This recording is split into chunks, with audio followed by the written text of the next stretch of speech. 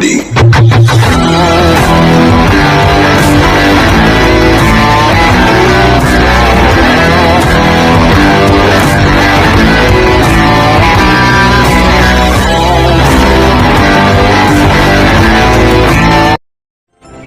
Lokesh Kanagaraj cinema వస్తుందంటే ఆ లెక్క ఆ హైపు వేరేలా ఉంటుంది. అందులోనూ సూపర్ స్టార్ రజనీకాంత్ తో సినిమా అంటే మామూలుగా ఉంటుందా?